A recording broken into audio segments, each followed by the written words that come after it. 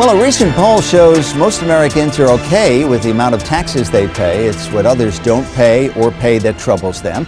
Some interesting facts to hash out as we look back on the just completed tax season. This segment, we are joined by Jason Reddish. He is the co-founder of Total Merchant Resources in Parsippany, New Jersey. in Piscataway, New Jersey.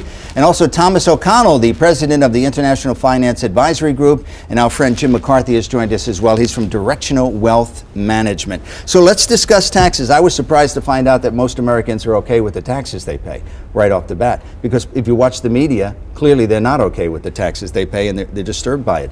But we have a lot of candidates in the presidential race, piggybacking on what we just talked about, wanting to change the tax code. Is this even viable to do? We'll start with you, Jason.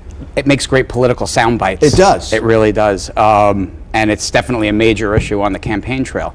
But if you look at the statistics, according to the Washington Post, low-income people are paying 19% of the taxes that are out there.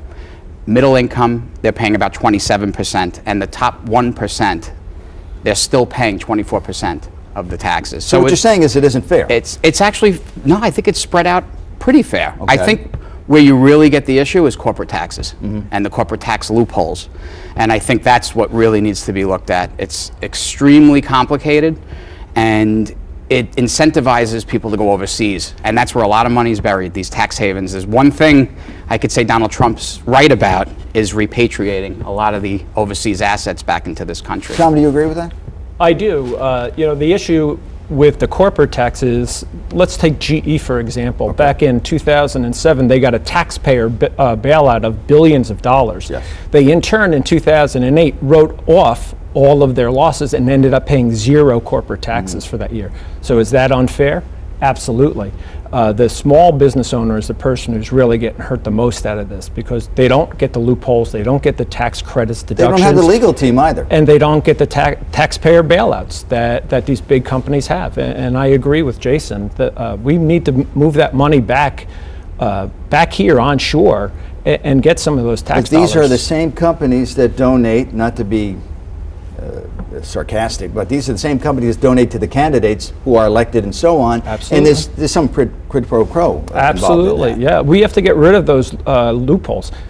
A corporate flat tax, I think that makes a lot of sense. Is it viable? I don't know the answer to that. I'm not a politician. I don't work in government, but we need to make it so that these guys are paying taxes. Jim, did anybody ever come in your office and say, I'm okay with the taxes I pay? Has anybody ever said that to you? Not my clients. That's what I thought. But 53% of those surveyed say they're okay with the taxes they pay. They think others should pay more or less, but they're okay with their taxes. I think for the most part, people are okay paying taxes. They realize that that's part of the American way, but they're not necessarily okay with what they have to pay. And unfortunately, a lot of things are not equitable in the tax code. So somebody could be, depending on their personal situation, what their income, what their deductions are. Somebody with a low income and high medical expenses, they get hurt because they really don't get the advantage of being able to deduct some of those expenses. Conversely, we've had candidates say we certainly have to reform the tax system. And I think it was Senator Ted Cruz who said, I'd like to make it the size of a postcard. What did you make? What, 17%? Abolish the IRS. Is that feasible? I don't think so. I think 75% of Americans want a progressive tax rate. They don't want a flat tax. Based on what you earn? Based on what you earn. And the flat tax is an agenda for wealthy people. And the only way, the one thing I do agree with him on is you have to get the money out of the politics to get any of this done. You have to end Citizens United. There's no way these lobbyists can donate all kinds of money to candidates and expect these candidates to vote against their interests. And that's the only way things are going to get changed. All right, not to get too political here, but the change has to come from Congress. The change has to come from the executive branch, the president, and so on. There seems to be a lot of chatter about it, Tom, but not much gets done. I think the changes have to come from the American people themselves. Most people pay taxes as they get their paycheck. Right. I think if people didn't have to do that and on April 15th they all had to pay a lump sum bill for their taxes, we'd have a revolution. People don't realize how much money they're paying in taxes. They pay more in taxes than they pay for food, housing, and their own personal entertainment. I think what the American people need to do is stand up and say, hey, look, we've had enough. and we need to make these changes. Then they're going to elect the congressional people, the senators, the presidents, and so on and so forth, that are actually going to make effective changes. But every candidate says, I'm going to lower your taxes. I think Walter Mondale in 1984 said, I'm going to be honest with you and raise your taxes, and he was crushed. It's a mathematical impossibility for them to lower taxes. We have $19 trillion debt. We have $220 trillion deficit of unpaid funding for things like Medicaid, Social Security, Medicare. It's an impossibility, mathematical impossibility to lower taxes. All right, Jim, you're on the front lines. You may not be, in the executive or corporation offices that some others are, but what would be your solution to this? And talk about $19 trillion we need yesterday. I mean, I'm a big fan of compromise, and that's what we don't have coming out of Washington. And Thomas is 100% right. It's mathematically impossible to lower taxes. So I'm very upfront with my clients. I said we need to plan for expecting taxes to go up. Now, that doesn't mean we just unilaterally raise the taxes, because I'm not sure the government is the best manager of capital, my capital, my clients' capital in the form of their taxes. And Thomas is right. One of the things I sit with clients, and the first thing I do is my Karnak impersonation. I review their tax return, and I say, $78,452, and they're like, "What number is that?" I'm like, "That's what you paid in taxes last year when you add it all in." I'm glad we're all old enough to remember Karnak. Some of us might not have been old enough. So I think what has to happen is everybody across the country, whatever side of the aisle, has to realize that everybody's going to have to contribute a little bit more, but it should be fairer. It should be modified. But we don't hear that at all. Well, I understand that, but that's not a favorable political soundbite. There's really one good idea that I think that Senator Sanders has, whether you like him or not. What Senator Sanders wants to do is put a small tax on all trades for $10,000 or more.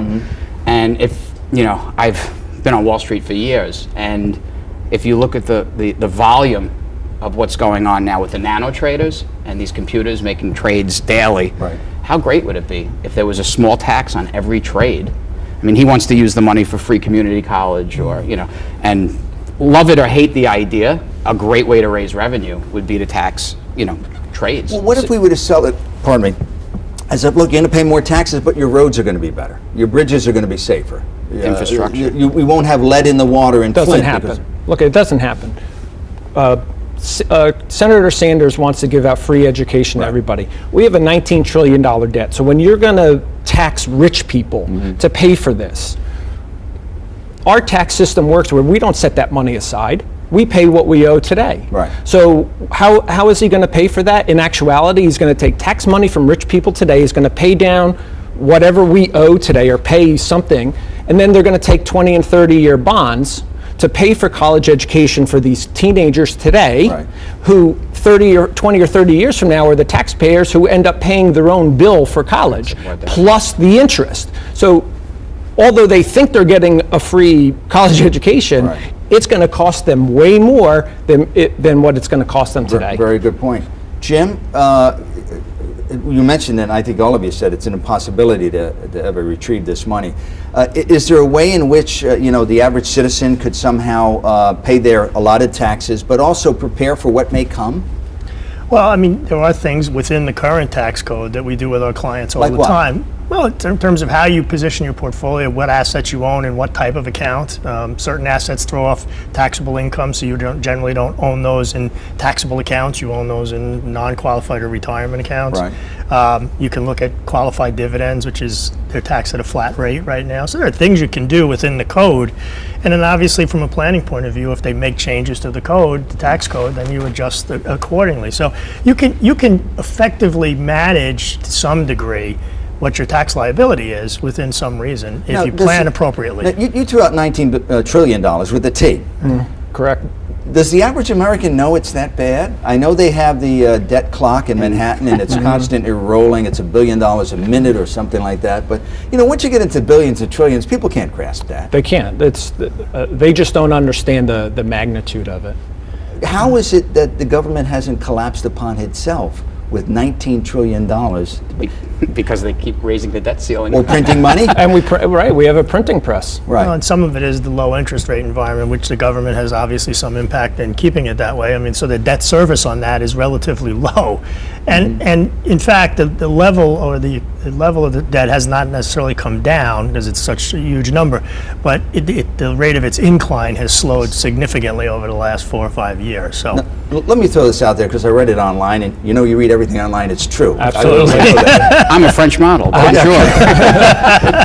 But someone posited the following: why don't we, or the president has the power to, or Congress does, to wipe out an entire debt and start over again? It seems kind of simple, doesn't it? You just wipe out $19 trillion and say, okay, we're back to zero, we're going to start all over again. Is that just a silly concept? But who's going to lend us money again then? Well, that was part of the article, which is, I mean, is it's as true. simple as that. Our ratings already dropped. I mean, Yeah. But interestingly enough, the majority of that debt is actually held by the Federal Reserve. Correct. So it's not So the Chinese. explain in layman's terms, if that good was point. ever possible to do, could somebody do that? I mean, you could, but again, you'd crush our tax. Yes, let's say half of that is we actually own ourselves. We own our own debt, Right. which is a concept that a lot of people have a hard time grasping. But the other half, $9.5 trillion, is owned by Japan and China and other sovereign wealth funds, and those countries aren't going to lend us a dime if we default on that. So we could wipe out half. Let's say we could wipe out our own half. Great. But if we were to wipe out the whole thing, then you're going to have a real Let me problem. take So you have to remember who we are, Right. right? Which is the American people. Right. The government doesn't produce anything. The government doesn't make any money. The government doesn't do anything except collect taxes. So if we collapse what the government, or the U.S. government owns us, Right. he's taking money away from grandma and grandpa. He's taking away money from retirement funds, from municipalities, from state. He's taking money from us. So what I read online was false? I thought everything online was true. I don't know what to tell you about that. We have about a minute and a half here. Do you see after this election maybe calmer heads, maybe some compromise? They sit down with whoever the president may be and say, look, this is something, in addition to immigration, which is a hot issue, this is something we need to address. I think it's inevitable because of our infrastructure. Our infrastructure is falling apart, our bridges. I really think a major catastrophe is going to happen with a bridge, probably in our tri-state area, where a bridge collapses Which and has a lot of happened in people. Minnesota. Minnesota, bridge. that's right. Yeah. And there didn't seem to be much of an outcry there. That's not New York or It's LA not New York or LA. San Francisco. So anything, a major bridge in a major metropolitan area, something will happen, God forbid. That's going to wake up the whole issue, and that's when, it's a shame, but government usually makes decisions when their backs are against the wall, when they crisis have When to. they, right, they have to put a fire All out. right. Do the president, the new president, Congress sit down and do something? I mean, for Maybe in the lame duck session in those for couple the months for there. the sake of the country and for the sake of the American people, I hope they do. Can they? What are the odds I they don't do know. The odds, I would probably put it low until there's a crisis. If there's no crisis, there's going to be no action. Kick the can down the road if there's no crisis? I think Citizens United is one thing, is a big issue. I think term limits are essential in Congress. You got to get the people turning over, because then you get fresh ideas and nobody gets entrenched and gets more worried about. They're actually trying to do something because they've only got 4 or 8 or 6 years. Congress or whatever has a couple of years. Congress people have a couple of get years. rid- but I mean, give them 2 or 3 terms, but not lifetime. Some of these guys are there 40, 50 years. right. And And they have to telemarket 6 hours a day. Did Yeah. you know that? 30 I saw in 30 60 hours a Minutes, week, yeah. they have to telemarket 30 hours a week to raise money. Get rid of their pensions, get rid of their health care, Well, that's and, the- and they won't be able to afford to stay in office. Wouldn't you have to vote on that to do that? Let's Yeah. pass an I amendment. don't think they're going to do that. No, he's right, though. Good point. Thomas is right. If the citizens stood up and voted these guys out, Yeah. or voted for, putting up enough noise to make an amendment, then it would change. I mean, The problem is Right? systemic. I think the problem is systemic. Once they get in there, they all become pretty much the same thing. Because Absolutely. well, it is. I may be cynical. You know what I think the problem is? In New Jersey, they wanted to raise the gas tax for infrastructure. And it's a great idea when gas is at $1.90 a gallon. When gas goes back to $4 a gallon, what happens? But you have to remember that gas tax is going to affect the lower income people the most. Right. Okay. Well, we have to leave it there because we've run out of time. We're going to stick around, some of you are at least. When we come back, musician Prince and so many other famous people who have headed to the great beyond and have done so leaving absolutely no instructions on what to do with their money. We'll explore that when we come back.